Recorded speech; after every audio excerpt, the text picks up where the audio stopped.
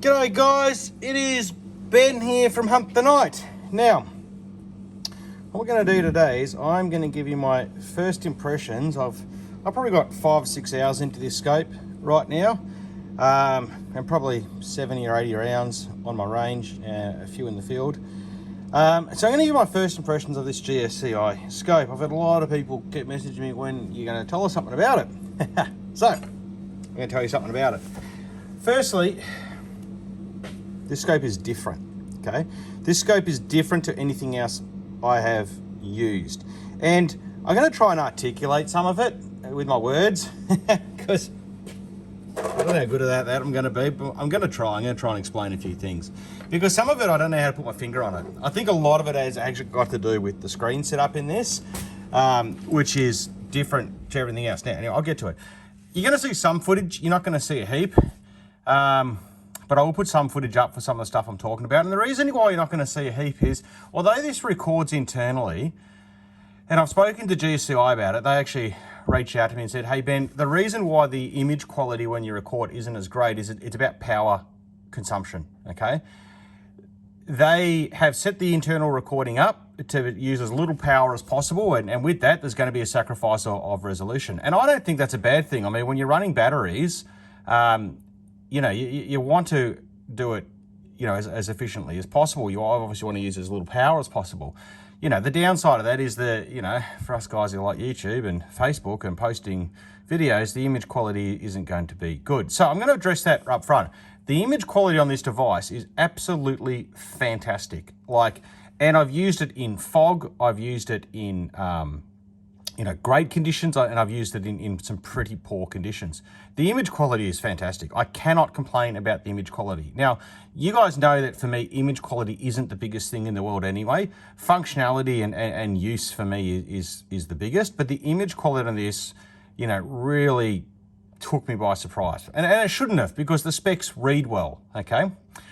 What it doesn't do though, is it may not necessarily have the same screen intensity as other units that are on the market.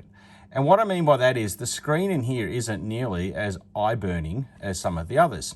The control you have over the image quality on this device is fantastic. You've got your brightness and gain, which are highly effective. Gain is fantastic when you're trying to cut through inclement weather. And then you've got digital image enhancement as well, which has got 6 different levels of digital image enhancement. And again, in bad weather conditions, it is fantastic.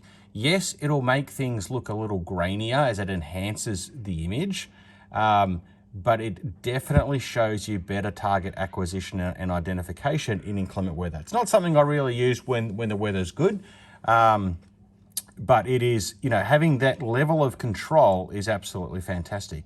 The color palettes on this, some of these color palettes are the most useful I've ever had on a device, especially the sepia ones, because, you know, they don't burn my retina out. It is great. Now, the thing I love about the most though, and I'm going to put some footage up now, I hope, is the menu system. And this button system here. This button system is incredibly intuitive to use. It's great to use in the dark, the separation, and you know, you can use this in gloves and so on. The quick menu, the way it's designed, is fantastic. You know, you tap this button here and it changes along the bottom of the on-screen display, and it'll tell you what you're going to change. And you can change either the gain, the brightness, the polarity, so the image, you know, color palette, or the zoom.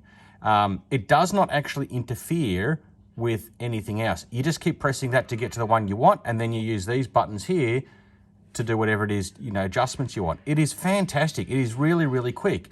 Outside of that, if you're on gain, for instance, and you quickly want to zoom, you just hold these 2 buttons down and now you're zooming. You know, you want to record right away, fantastic. Hold these ones down. I got a phone call, so I'm going to interrupt this video. Hang on guys, I'll be back. All right, back to the video. So the menu system and this button system is absolutely fantastic, and it doesn't interfere with the operation of the device, which is what I really like. You can quickly change things without having to really be distracted. The mounts that come with it, these are perfect return to zero mounts. The consistency of this unit and taking it on and off the rifle is unbelievable. It is fantastic. you know, it's great. The consistency, I can't say any more about that, is just fantastic.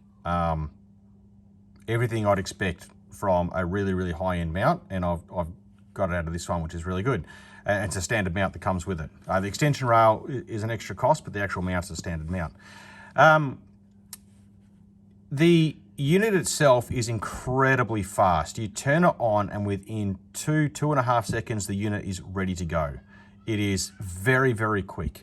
I love the auto zoom out. So when I'm zooming in, and I'll throw some footage up of just shooting some targets, when I'm zoomed in and I shoot, it automatically goes back to base magnification for me. Fantastic, you know, if you're shooting at animals and you want to see what's going on around you, you don't need to muck around with it. It holds its picture really well when it's zoomed in, for, you know, which is great for being a 17 micron. I think the core in this, given how fast it is and responsive it is, it's packing an insane amount of processing power in this unit. The image quality is, you know, I've spoken about it, is fantastic. I just wish I could represent that better to you in terms of the video. One of the things I love about this, it's got a great depth of field. So what I mean is, the background is very identifiable even when you're focused on a target. You know, I really love that. It's the most natural image I reckon I've looked at through a thermal scope as well. The 0.6 screen is huge, and you can really see the difference when you're doing target identification work. For me, on a 0.39 screen, wombats look like giants. Wombats look like wombats on this screen. There's no image distortion being, you know, in the screen in the back here, which is something I really like. One thing that I don't notice, but I incredibly appreciate, is the silent background auto nuking. Like, it continually refreshes and you don't know. There's no pausing. You can use this and it doesn't pause. There's no clicking. It's just a whole new level of experience. I know these are top end price-wise, but these are a top end scope. There's absolutely no doubt about it. Now, if you're a YouTuber or a Facebooker, are you gonna like this as much as something that shows the quality of, you know, video as perfectly as something else with an oversaturated screen? Yeah, maybe not. But if you take your shooting seriously and you want something that's going to perform and be incredibly consistent, this is a device to consider. You know, having that 75mm focal length on the end here is a huge benefit, especially in inclement weather and distance. I mean, the range you can see with this thing is incredible. You know, it's light as well. It's not a heavy scope.